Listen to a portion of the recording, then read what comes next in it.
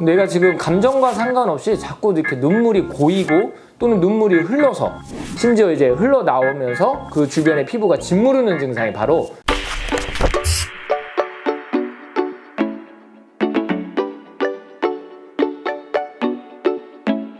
안녕하세요, 박정우 한의사입니다. 오늘의 주제는 좀 나이 드신 분들이 많은 증상인데 눈물 흘림증입니다.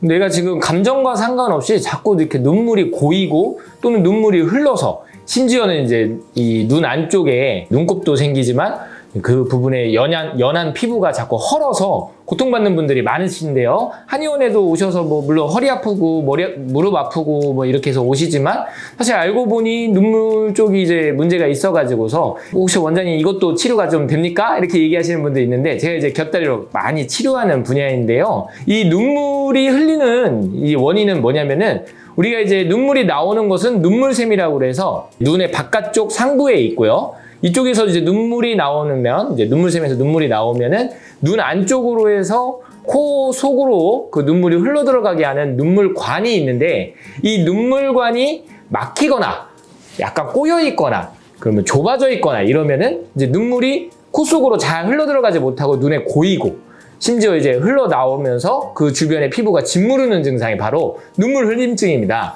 그래서 이 눈물관을 잘 치료를 해주는 게 중요한데 아무래도 이제 미세한 부분이다 보니까 이 부분을 이제 수술을 한다든지 이런 거보다는 미리 이제 심하지 않을 때 미리 지압과 마사지 그리고 나아가서는 이제 미세한 침을 이용해서 침 치료를 하면은 빠른 호전을 좀 볼 수가 있어요. 우리가 이제 혈자리로 얘기를 하면은 눈썹 위에 있는 이제 찬죽혈이 있고 눈 안쪽에 눈가에 있는 정명혈이 있는데 바로 이 부분이 포인트입니다.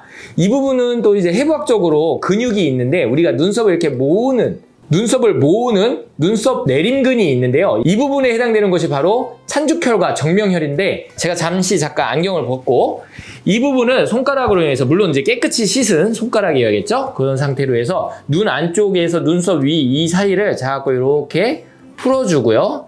그 다음에 눈 안쪽에서 코로 이어지는 부분을 위아래로 해서 자꾸 만져주고요.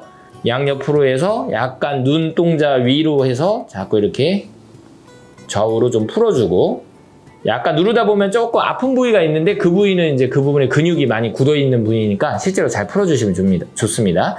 요 이제 눈물관이 흘러 들어가는 이 부위 이쪽으로 이렇게 풀어주시고요. 그리고 이제 결국은 코 속으로 흘러가야 되는데 코 쪽에 흐름이 좋지 않으면 안 되니까 코에 좋은 혈자리인 이 콧망울 윗부분에 있는 이 부위도 자꾸 이렇게 풀어주시는 거죠.